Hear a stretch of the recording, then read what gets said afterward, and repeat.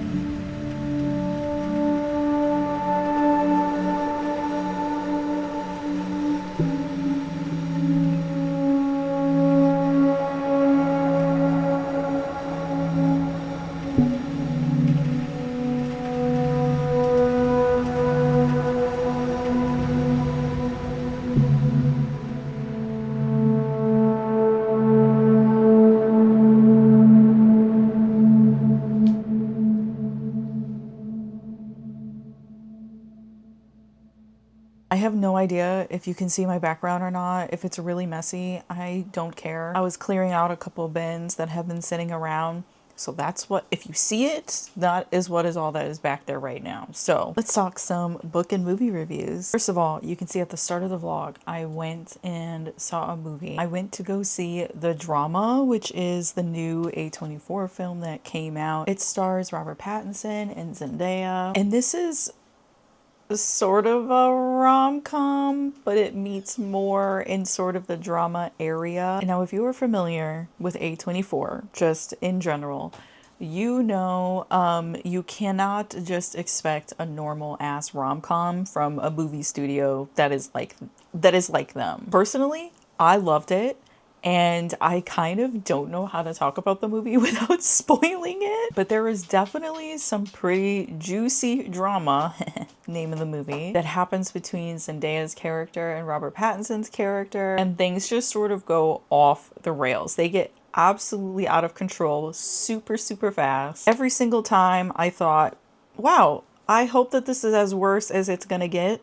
It kept getting worse. It was so messy. It was also very funny, but it does lean way more in like the dark comedy kind of area. So don't expect like your typical rom-com that, you know, feels like it could have a laughing track or something like that to it. I actually had like out loud reactions during this movie. I am so glad that it was just me and my partner and then like one other person in the movie theater. I was very intentional, you know, like I wasn't too loud, you know, I wasn't trying to overtake or anything like that. But, you know, there's definitely a lot of stuff that goes on in the movie that I couldn't control. Like, it just came out. If you are someone that is very adverse to watching anything that gives you a lot of secondhand embarrassment, you might want to avoid this movie. However, I think it was done in a way that was super engaging. And honestly, like, my partner really doesn't like a lot of that stuff that deals with a lot of secondhand embarrassment. And even he was able to handle it. So, you know, I think hopefully that can put into perspective for you. But if you truly cannot handle that stuff at all in any amount, yeah, I would avoid the movie. Tonight, after I'm done chatting with you about books, I am going to be going to see The Dark Crystal. My movie theater that I really like to go to is having like a special viewing for Dark Crystal on the big screen. And I'm really, really excited. I have not seen it since I was a kid. So this is really going to probably feel like a first watch, even though it kind of technically isn't, because I genuinely don't remember anything about the movie. I finished this book. I hated it. I was so excited about this one. I should have ranted about it too much because I went on quite the rant on my stream already. Calling this a horror book is such a huge stretch. I am so sorry, but it just is. It's only a 300-page book, and I felt like something really interesting or really creepy didn't even start happening until past the 200-page mark. Not that there just like wasn't anything in those first couple hundred pages. It's just that in those first 240 pages, there was so much more emphasis on character building that I just was not interested in. Basically, this resort is like, for the most part, kind of all men. And every single night after they have dinner, they sit down and they drink some mysterious liquor to be specific. And then they just spend like the whole night going on philosophical debates and having discussions about just whether or not like women are even needed, how some of them are the ones that have the superior genes over other people. I just cannot believe that 200 pages of this book is non-stop sexist and racist philosophical debates between all of the men at this health resort. I did not find it engaging. I did not find it interesting. I found it really annoying. I found it incredibly tiresome. And while I do understand the idea or the expectation that the audience would go, oh, the horror is how men speak about women and people of color, it was just too much. I just think that it was a little drawn out, and for the book only being 300 pages, it was too much. And I was so burnt out by reading the way these men were speaking that I by the time some creepy stuff started happening, it was like sitting in that last like 60-page zone. I was pretty checked out. I just got to a point where I just started skimming and I was like, well, I didn't want to DNF the book because I hated it so much that like I wanted to be this meme. One thing that really threw me for a loop is kind of like the quote unquote LGBTQ plus supposed subplot in here as well. Gosh, I don't even know how to talk about it. I found it a little tone deaf, if I'm gonna be for real. Turns out the author is really just an advocate for the queer community, which means that she is just straight. And then on top of it, I learned that she has a clinical psychology degree. And let me tell you, it really, all of that just, it made a lot of sense because I felt like this book was very clinical. It was so surface level and it was so devoid of real life experience, and it was very, very obvious to me, and I found it to be really irritating. And I'm honestly kind of shocked that I don't see more people talk about that when it comes to this book. So it does make me wonder if a lot of queer people even bother reading this book. I don't know. If you are queer and you felt differently, I would love to hear your thoughts. But for me personally, I don't know. I call bullshit. I am so sorry, but I do. I think it would have been so much more interesting as a novella. So that way all of that fluff and and annoying debates could be cut down significantly. I wanted so much more of the supernatural that happens, and it doesn't even happen till the end of the book. I don't really like to be super negative about a lot of the movies and books that I read and I talk about. I tend to really just like sharing things that I love because I prefer to keep things just more lighthearted, more chill, more positive. But I had to talk about this one. I did have to talk about it. Since I finished that book, I did start reading What Hunger by Christine Dong. Yes, it has the themes of what you think it is, especially because of the title. We don't need to get into that, all right? My chat on stream dogs me enough on that. I'm tired of getting dogpiled on. I'm just kidding. It's a very, very silly running joke. I don't want to talk about it too much because already in less than a week, I am almost to the end of this book. I have about 40 pages left. So I will be giving you my full thoughts when it's done. And then, of course, I'm still on Dracula as well. This is definitely a slower read for me. I'm a little bit over the halfway mark. I have a couple more weeks to read this one though. So I'm, I take my time with it a little bit. I like to savor every word and every entry in this book. I think the portion that I'm in right now is a little bit of a slog. So I will be interested to see where it goes once I get through this portion, but still engaging, still enjoying it. If I look exhausted, that's because I am. We had some wild ass storms last night, and a huge area, including where we live, completely lost power last night. We're talking like 6 to 7 hours. It was kind of wild. Things have gone back to normal. They probably, I think power got turned back on probably about 7 a.m. Most of the city was without power for like 6 or 7 hours. Because of that, like it wasn't super hot, but it was like hot enough that it was just like a little bit uncomfortable. I didn't have like my fan blowing. My cats were all over me. So I did not get a lot of sleep and I am exhausted. But I really need to clear out the fridge because that is too long, unfortunately, to keep food in the fridge. And then I need to get to the store. A little bit bummed out because I definitely had way more on my plate that I had to handle today. But that is life. I am glad that we are safe and sound. I'm glad, that the storm didn't turn into a tornado or anything like that. Look at this, almost full. Anything that has any milk or egg products, that has got to go.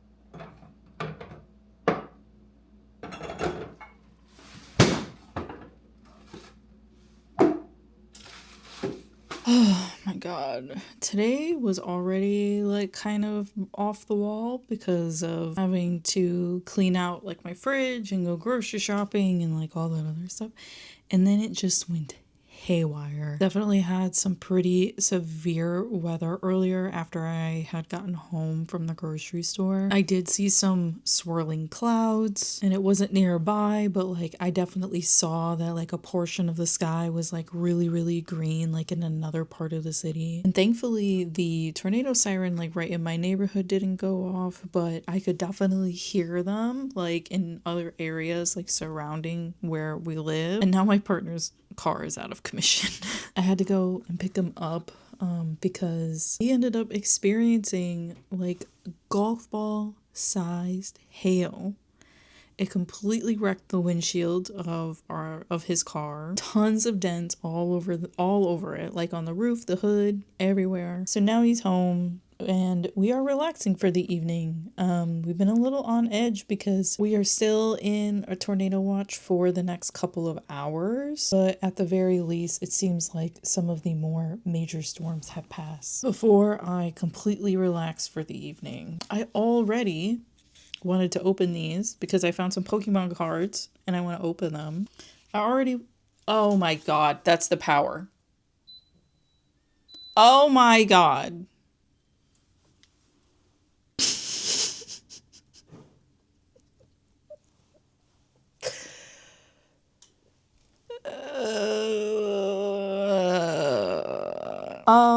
Now that that's over with, I really do not want the power to go out again. Holy shit. It's time. Let's open up these card packs because dear God, could I just use some fun right now? We got a little energy.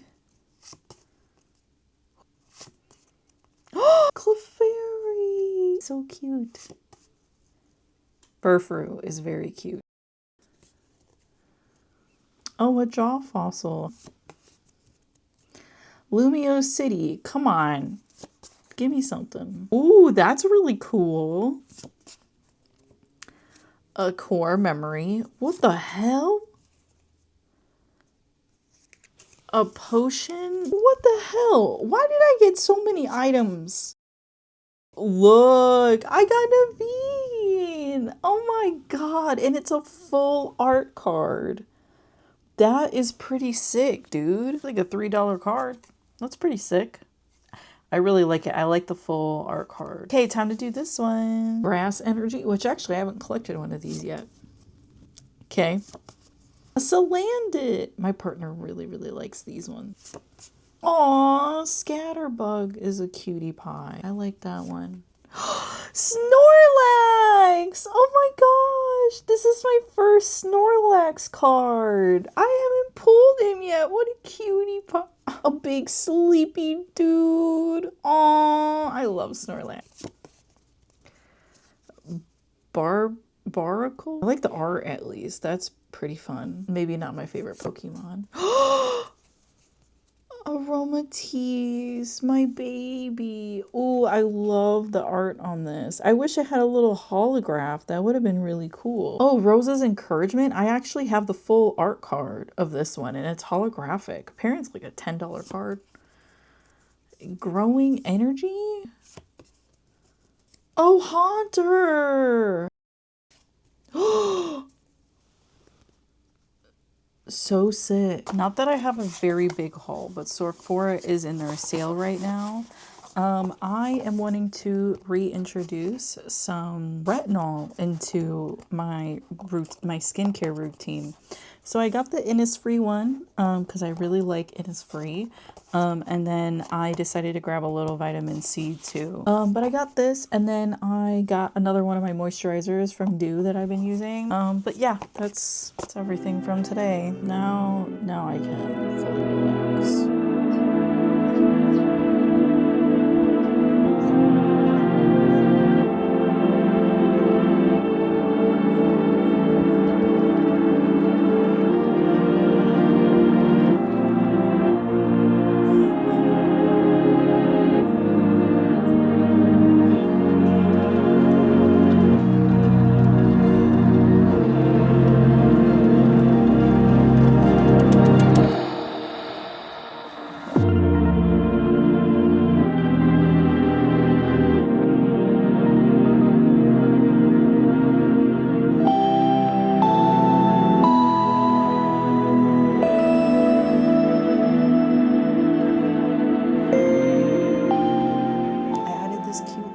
Bookshelf to my reading nook that's in my office. Something that I've just seen over and over and over again where people take this sort of like bamboo wooden pot holder thing from IKEA and they hang them on the wall and then use that to hold the books. And I think that is such a fairly inexpensive and very easy way to put some books up. Because guys, bookshelves are expensive even when you're thrifting them. And I really like how this is a little bit more focused on more of like the vertical space. I think it looks really, really nice. I think my goal eventually would be to go ahead and actually just like fill out, you know, all the way up to the ceiling, maybe put another one right underneath where I've started. And it is super easy to do, especially if you are someone that already uses Gorilla hooks. I swear by Gorilla hooks. Maybe one day I will manifest a Gorilla hook sponsorship. I finished What Hunger and, you know, I liked it.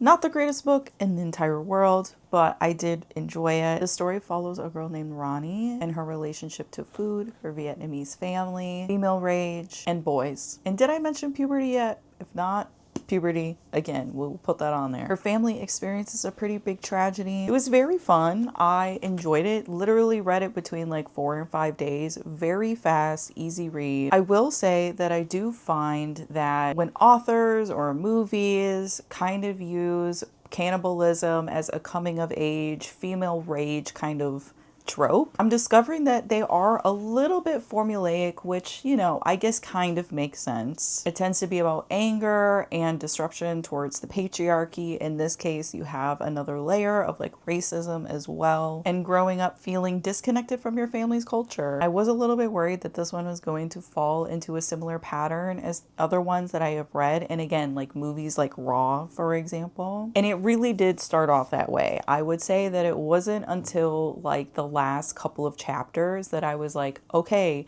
this is actually going slightly different. But for the most part, really not all that different. At least for me, really, really relatable growing up first generation in America and all the complexities of your culture, your family, raging against shitty boys while you are going through like a horrendously, a horrendous period of your life with puberty and hormones and unexplainable feelings. So I don't want to fault the author too much on the fact that I feel like it follows a very similar method and formula as other things that I have experienced before, because it's really not the author's fault that I just happened to read other stories before I got to hers. Didn't love it, didn't hate it. It was just kind of cool. That was fun, enjoyable.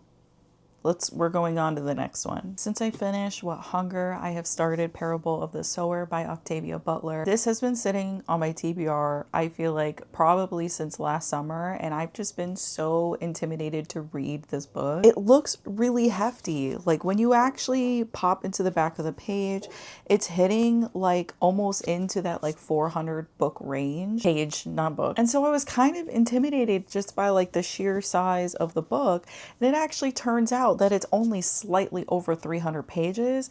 It's just that whole chunk at the end is a bunch of discussion topics, you know, things to help drive like your thinking, your journaling, maybe discussions in a book club. And so I had read that Mariana Enrique's book that is like almost 600 pages because I was like, I want to start reading longer books. I want to be more invested in just things that are more adventurous. And I sort of used that as a driving point to get into this book.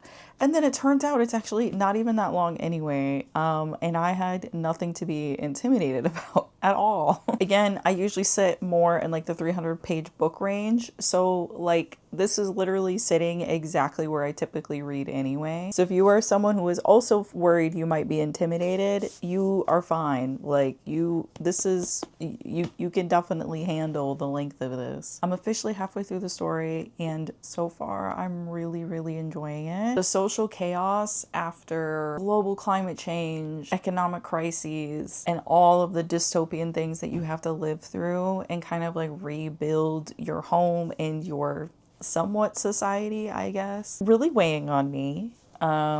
Especially because it feels so relevant to how things are now, which I knew before going into this one, that a lot of people say it's scarily accurate to how things are right now. And it doesn't help that like the time period that this book is set in is like literally right now. Makes me really sad. But I'm really enjoying it. It's an easy read, as in literary wise. It's easy to grasp. It's easy to read quick.